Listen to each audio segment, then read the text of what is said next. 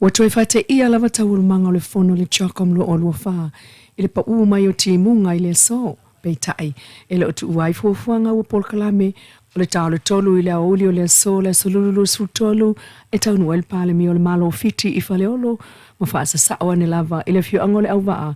E faa e atu ia ile swafa matai. O le au waa lea na tofia e fai manu o le malo fiti.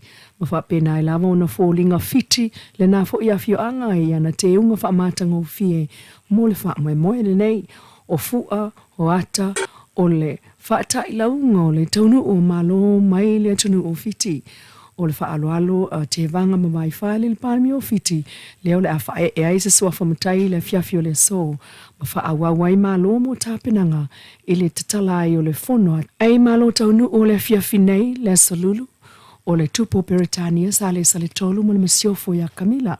E fio atua i le palemia, e fio ngafia me Naomi mata afa.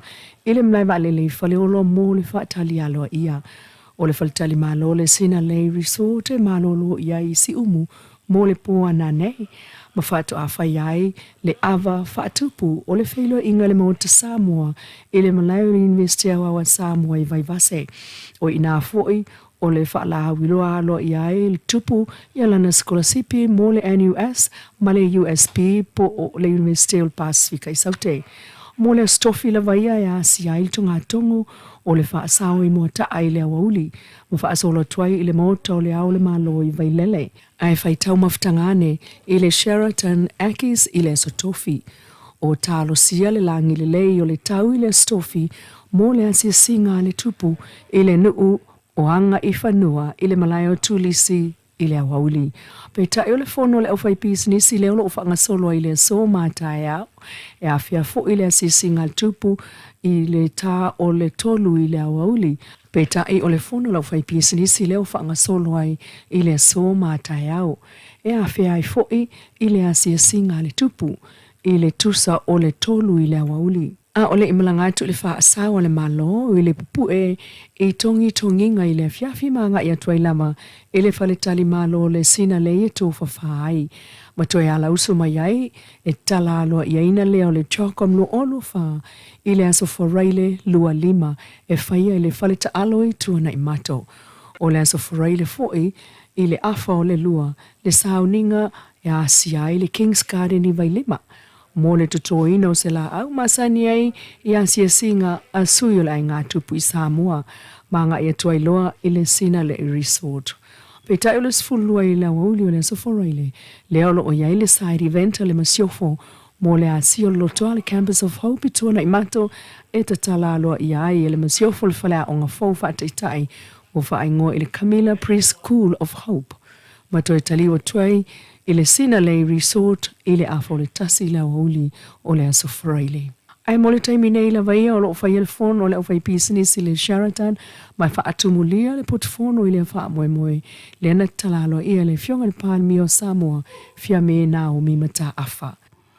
O le wha kerosiano ino le saunoanga tu usao o le whai lautusi awa wa malo le tau pulenga Patricia Casey i le whai unga na tāpuni alo i ai le fono a talavau wana nafi o se tasi leo vaenga mata ina o le fono lua aso a talavau o lo suia le tusa o le ono 100% o le whaita wa whai o tangata o malo le tau pulenga ma le lua tesi ma le fitu piliona o na tangata.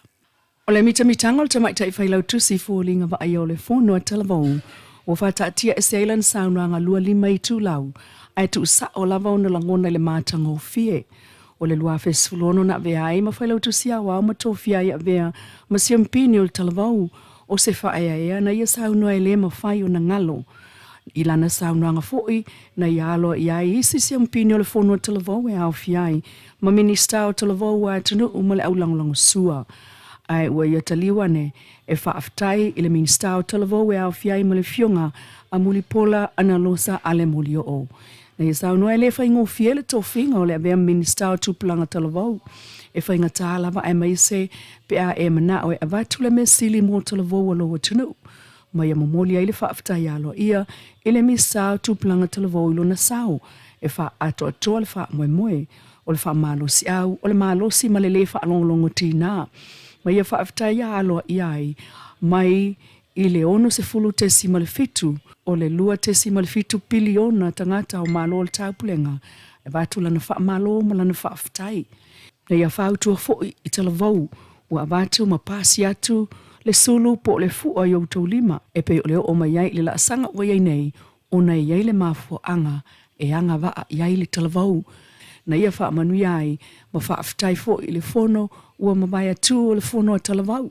O le kulupu le e pe o na sao no le whailau tusi au au.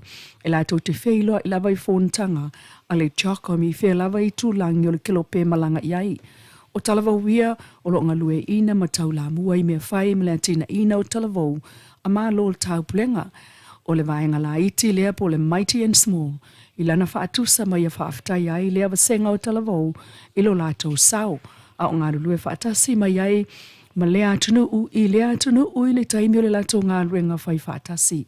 I lea tina ina o fono a talavau a maa lo le tau pulenga.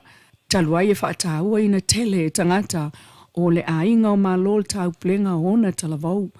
Mana tua le taimi o le COVID-19 le isi taimi le pe o na ngā lulue wha atasi ai ma talavau. E le I minga ai le fi nau a tūpulanga. Pe a whai e wha ase atu le fua I le isi whailau tusi au au fau e pe o na ia saunoa. Ai olo o le leimea uma ma ilo lātou taimi. Wha mai ai nafi I lana saunoa nga wha apitoa le fono a talavau a malo le taupulenga. Tala turi lua o le mana onga o alo Samoa to lua le ana tusiata ma inisini aina le malai va lele wha aitulangi whaleolo.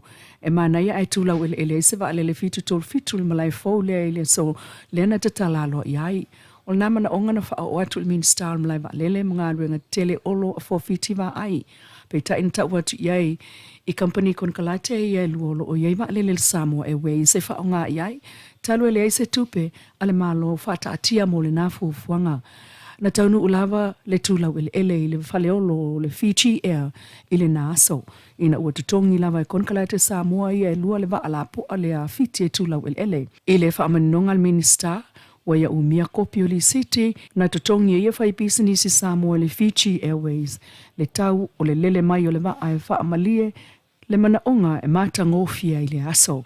I le tau e se lau whaasfulu a feta la. Wa tangia I li city e peona saunua olo mai le pulengo le Fiji Air. Sata e afa le to'olua le tongino le waa le fiti. Tulau ele le taimil sauninga te tala o le wha au pōponga fau o le mlai waa le whaleolo. O le waa ngā fau le tusa le tau ma le 5 miliona tala.